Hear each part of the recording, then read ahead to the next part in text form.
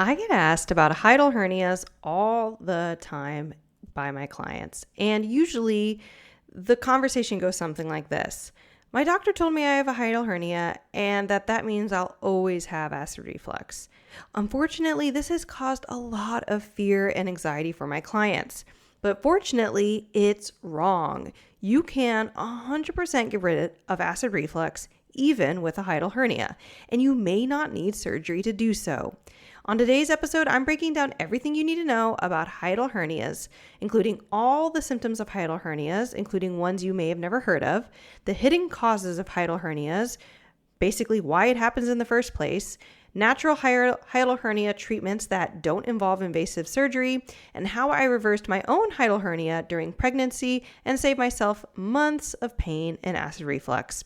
If you've been told your hiatal hernia will never go away or that it's the reason you'll always have your acid reflux, I hope this episode gives you hope and shows you exactly what you can do about it. Hey friend, welcome to the Better Belly Podcast. If you're currently trying endless supplements, doctor visits, and diet changes to heal your mystery symptoms, you are in the right place. We're here to solve the real root causes behind your gut, hormones, skin, sleep, and brain concerns. Literally anything and everything in your body. My name is Allison Jordan. I'm a functional medicine practitioner that has supported over 150 clients just like you to heal problems that no one has been able to fix.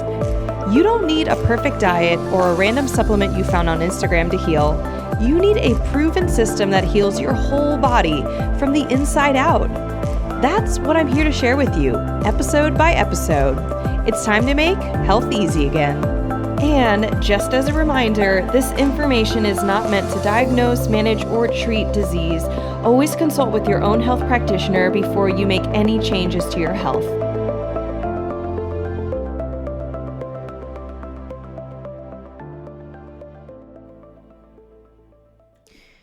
All right, guys. So this is a continuation from our conversation from last week on our master podcast episode on acid reflux. Basically, this whole month of October is just, we're digging into all things acid reflux. So today it's hiatal hernias. Last week, it was just the master episode on basically how to reverse acid reflux, where I name dropped hiatal hernias as a component of having acid reflux, but we're diving into it today. And then next week, we're going to be diving into how to safely get off PPIs when you're taking them for acid reflux, without basically making yourself miserable. So these are things, if you're new to the podcast or you're new to me or didn't listen to last week's episode, these are things that I've helped dozens, if not hundreds of clients with acid reflux to do since 2018, including myself, which I got rid of my own acid reflux in like 2019. It's a little fuzzy to me then.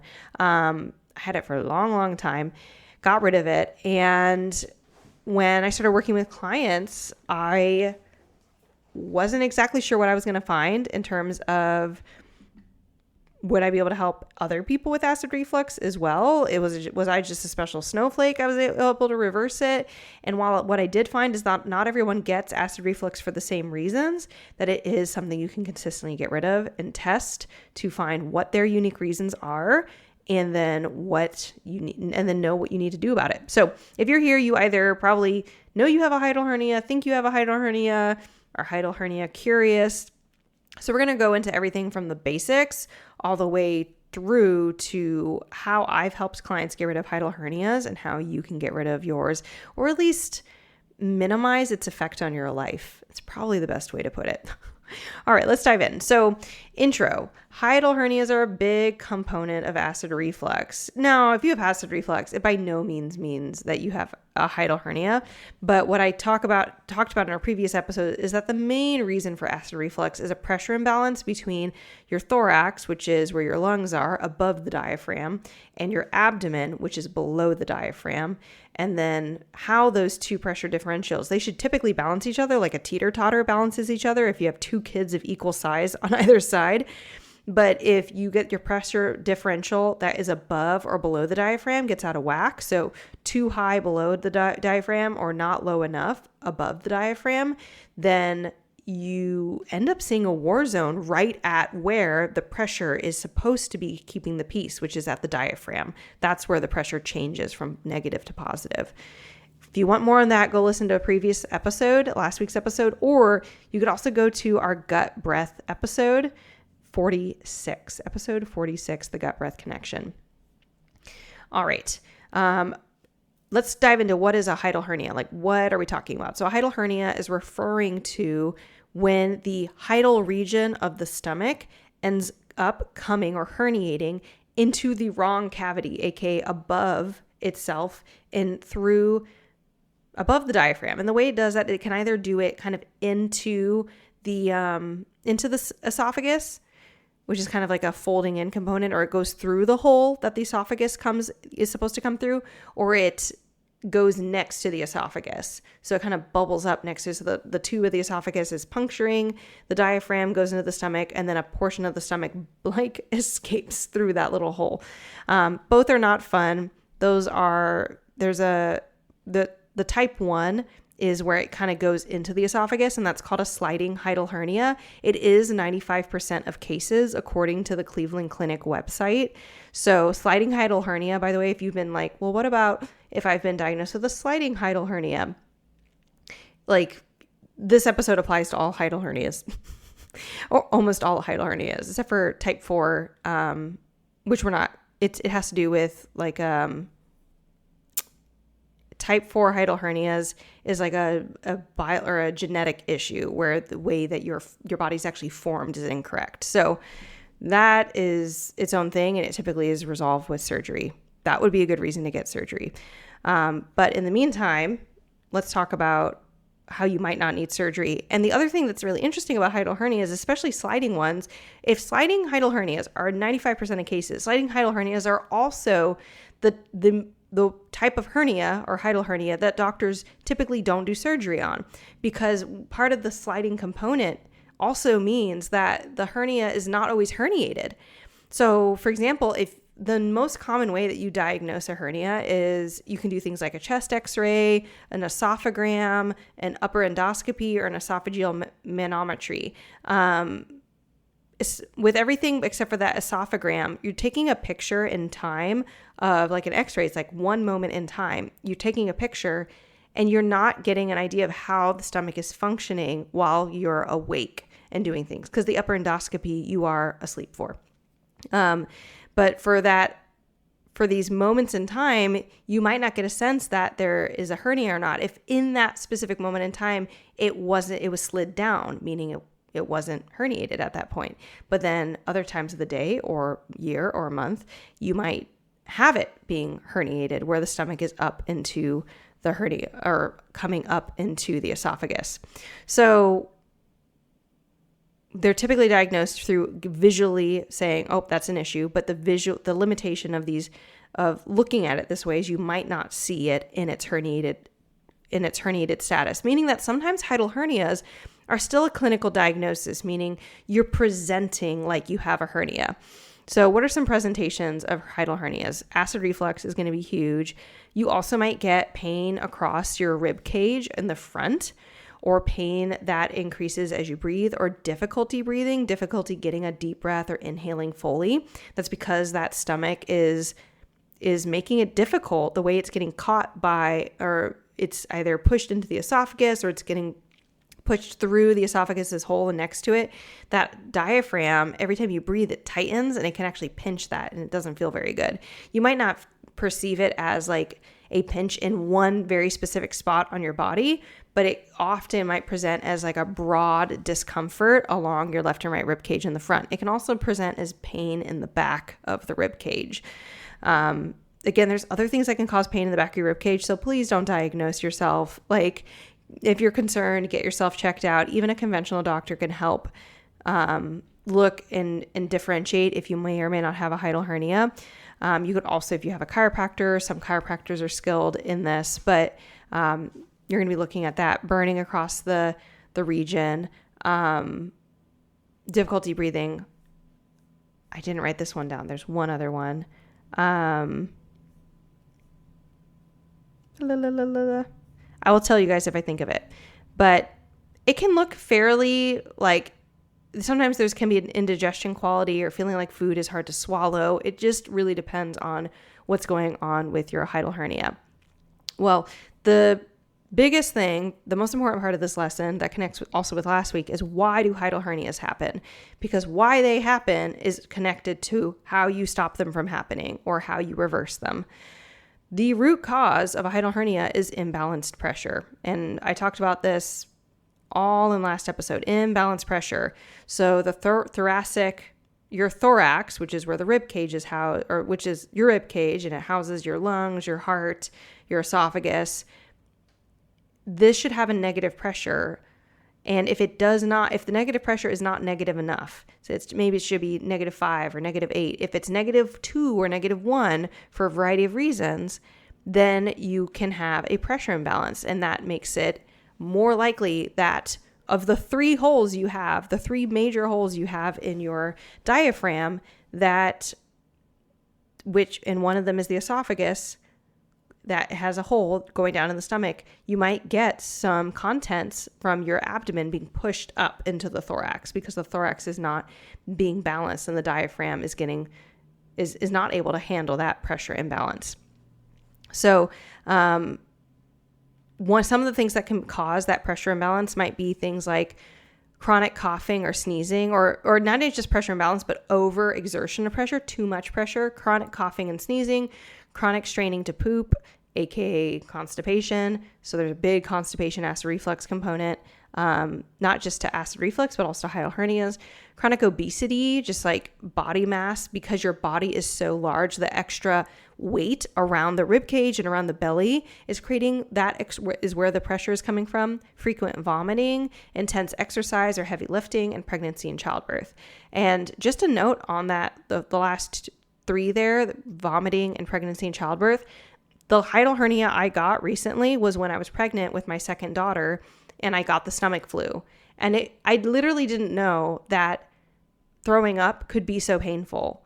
I had actually torn blood vessels in my face. And so it looked like I had these red freckles all underneath my eyes. And I even gave myself a black eye on my left eye, where I popped some blood vessel above my eye. So you could see a little bit of like a purple dot above my eye, and then a really big bruise underneath my left eye. And so that was how much pressure I was getting, because when you're pregnant, you have the pressure of the baby in your belly displacing organs, and then you're throwing up on top of it. It's a ton. So after I had that event where we're being thrown up, I went to my regular chiropractic visit, which I was doing just to manage and support my pregnancy. And I was describing to her this pain that I was having across my rib cage and increased difficulty of breathing, which it's hard enough to breathe when you're pregnant. And I did not put 2 and 2 together. She looks at me, she goes, "Oh, I think you might have a hiatal hernia." And I was like, "Oh, this makes so much sense." Both like how it started was after this vomiting thing while I was 2nd trimester pregnant. And then also and I was like right on the cusp of 3rd trimester. I was like turned 3rd trimester like the next week or something. So it was very, very big already. And she was able to help me out, but we'll get to that in a second. So you can have issues with all of those things. That's like literally a list from Cleveland Clinic. But additionally, things like bloating, like just chronic bloating. And again, it always goes back to, why do you have bloating? And that might be a question you're trying to answer by listening to podcast episodes like this. This is not a bloating episode, but it really begs, like, to get rid of hiatal hernias, you need to understand your whole body issue. Hiatal hernias tend to go away when you don't have bloating, when you don't have chronic coughs, when you aren't constipated, when you aren't having, I don't know if you're dealing with frequent vomiting. Some of my clients have dealt with chronic nausea. Some of that has come with frequent vomiting. But other things that can cause a lot of pressure in the abdomen: Crohn's disease, ulcerative colitis, car accidents. So anything that's like accident, it's a little bit more like one time, but it can be, one time at a very, very high pressure. Falling off a bike, roller coasters, athletics like gymnastics, or like getting, diving for a ball in beach volleyball, or even just not beach volleyball. And then twisted positions where you're sustaining pressure. And I had a client who was in construction, and we're pretty sure he sustained a hiatal hernia when he was in a crawl space doing some work. He had just eaten a really big lunch, And because he was a construction worker and he wasn't going to like bring his lunch underneath the crawl space to munch on. He just ate it all at once. He was hungry. And when he went back to work with a very full stomach, so high pressure in the abdomen, and then he was in a crawl space, so narrow place, and his arms were above his head. So that arm reaching above his head most likely created some of that torsion or twisted position plus pressure and gave him a hiatal hernia and a lot of acid reflux. So these are just things that can cause, a lot of times you're going to need either very sustained pressure that then pushes your body slowly into a hiatal hernia, or like a maybe sustained, like pregnant plus event, like me vomiting. Sustained, like bloating plus event, like being rear-ended. Again, you don't need both, but that's definitely things that I've seen with my clients. So my background is I've helped clients with hiatal hernias as a visceral manipulation practitioner, where we actually help balance the pressure systems above and below the diaphragm by releasing fascial restrictions. I talk about this in the previous episode on all about fascia, and what fascia is. I dive into it a little bit in last week's episode, but if you want to learn more about it, I'm going to go grab our episodes Fascia 101, the hidden force behind bloating and constipation, and episode 91, the fascia solution to acid reflux. So I'm going to put that in today's episode show notes if you guys want to go listen to these. All right. Let's go back to my notes. So I've helped lots of clients with hiatal hernias, both clients who were diagnosed with it and said like, I've had an x-ray or I've had an endoscopy, or I like a diagnosis with a visual. Some clients have been diagnosed as like a chiropractor says, hey, I think you have a hiatal hernia. Even without an x-ray, they might say either through palpation or through symptoms, it sounds like a hiatal hernia. And we help both of those clients get rid of their symptoms of their hiatal hernia.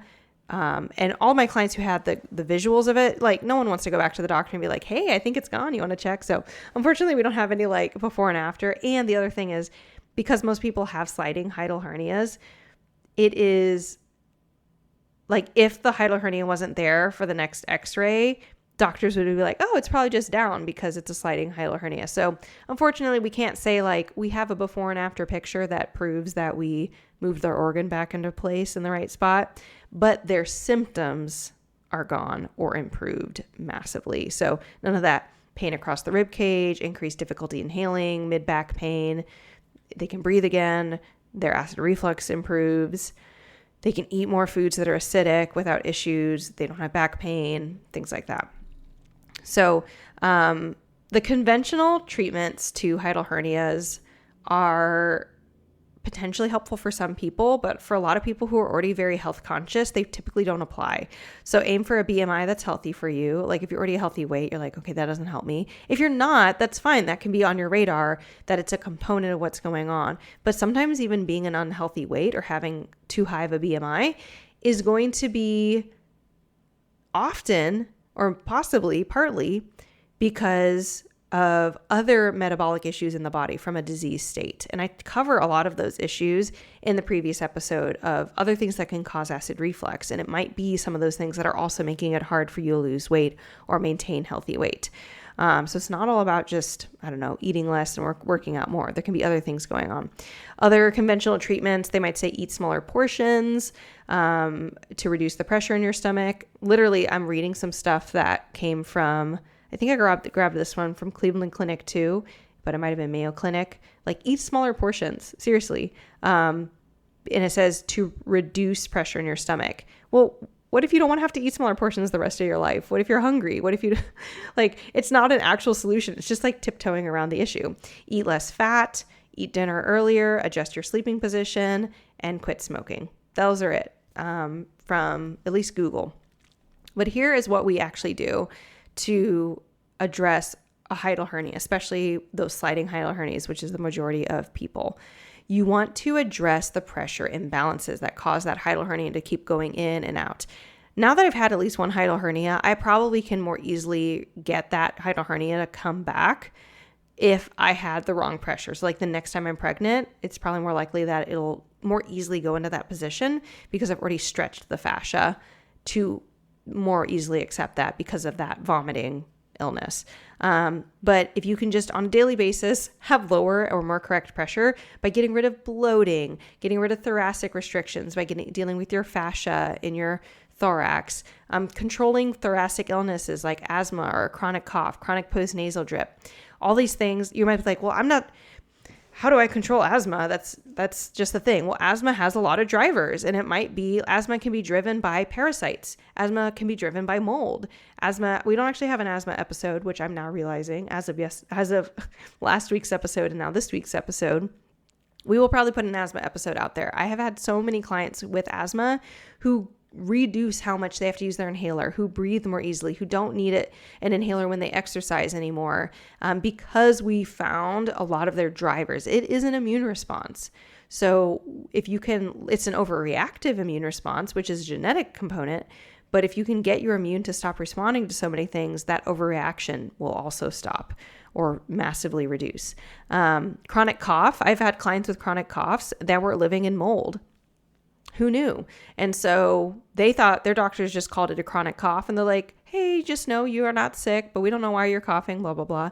And it's because of mold. So you want to look at the root causes for every one of these things. I'm listing them, and it's not to make it sound impossible, but just to say these are what causes these issues, but you always want to be thinking about root stuff. And so to find these roots, you want to test, and then you want to treat in the right order. And I go over a bunch of root causes to acid reflux, not all of these things to hiatal hernias like chronic cough, chronic postnasal drip. I can leave some episodes here in the show notes of like mold episodes we have for the podcast. So you can learn more about mold, which can be drivers to chronic cough, chronic postnasal drip. I can leave our gut sinus connection podcast episode so you can understand how chronic postnasal drip can be, or chronic congestion can be a big driver, or can be driven by gut health. But you can control thoracic illness, not like manhandle it or like make it go away or just stare at it long enough and it slinks away, but you can understand it better and then do something about it to reduce its severity or control or hold in your life. And then you want to look at abdominal restrictions. So visceral manipulation that you can do by like in our program, the Better Belly Blueprint, we give you 3 at-home self-assessments you can do to look for visceral restrictions, and then 3 at-home self-treatments, exercises you can do that have helped our clients breathe more easily, have less neck pain, shoulder tension, headaches and migraines, TMJ, pelvic pain, low back pain, digestion. They've helped our clients with so many different issues, and that's just free at-home things you can do that we teach you in our program, the Better Belly Blueprint. If you want to learn more about the Better Belly Blueprint, you can go to betterbellytherapies.com/blueprint and check out our program, how it works, all the different material you get, how we take you A through Z through a process to test everything that's relevant to you based on your health history and your symptoms, to test all the areas in your body that we need to find what's causing your everything from asthma to chronic cough to Hiatal hernias to acid reflux, and then treat them in a logical order that will help you get rid of every single problem. So deal with thoracic restrictions, deal with control thoracic illnesses, deal with abdominal restrictions, and control abdominal illnesses. Think constipation, IBS, Crohn's, ulcerative colitis, and irritable bowel disorders of all kind, diarrhea, you name it. These are the types of abdominal illnesses that you just don't want being left untouched. So I'm going to put a bunch of podcast episodes, some for IBS, some for constipation, some for the gut breath connection, the gut sinus connection, so that you guys can learn more. But when you deal with all those things, hiatal hernias stop becoming an issue. They really do. I know that might sound crazy to say, and I'm only pausing to emphasize this because I've been on so many coaching calls where somebody is talking about their hiatal hernia in a very defeatist way, very discouraged, and been told by doctors that it won't go away, and they feel that it's the cause of their acid reflux. And when I describe to them the pathway of how they're going to get rid of it, they look at me in disbelief. They, of course, look at me in disbelief until it's not an issue anymore.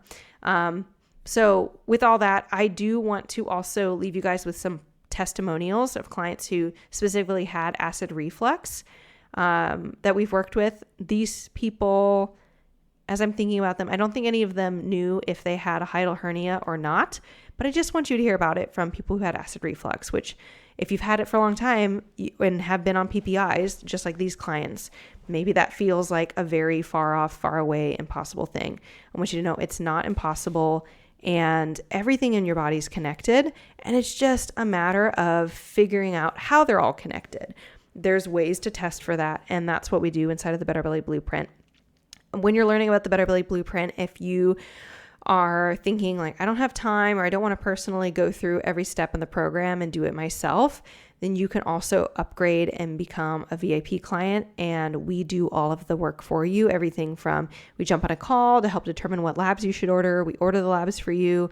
We analyze the labs for you. We create a customized health plan for you instead of you doing it by watching videos in a program and modifying our protocol templates, which is how you do it in the Better Belly Blueprint program. So if you want us to do it all for you, go to betterbellytherapies.com/VIP, where you can learn more about our VIP program and see if you qualify for a free application call with us. So go to betterbellytherapies.com/VIP if you want to join or learn more now. That is it for today. Hiatal hernias can't keep you stuck. You are not stuck in acid reflux forever. They're not a life sentence. You can fix them when you look at and find what's causing your pressure imbalances in your thorax and your abdomen, and they improve. So that is it for today. I hope you guys had a lovely episode. You feel encouraged. And if you want to learn how to get off PPIs, come hang out, subscribe, and be sure to hear next week's episode. I'll catch you guys then. Hey friend, I hope you loved this episode. If you've been a fan for a while or are newly loving this podcast, can you do me a favor? Drop into Apple Podcasts and leave me a review. When you leave a review, you do so much. You help me know you're listening, you can tell me what you're loving so I know what to make more of, and you help others by boosting this podcast so other people like you can find the podcast too. I mean, it's a win-win-win, right? So if you want a way to pay it forward, just go to Apple Podcasts or click the link in my show notes and leave a rating and review.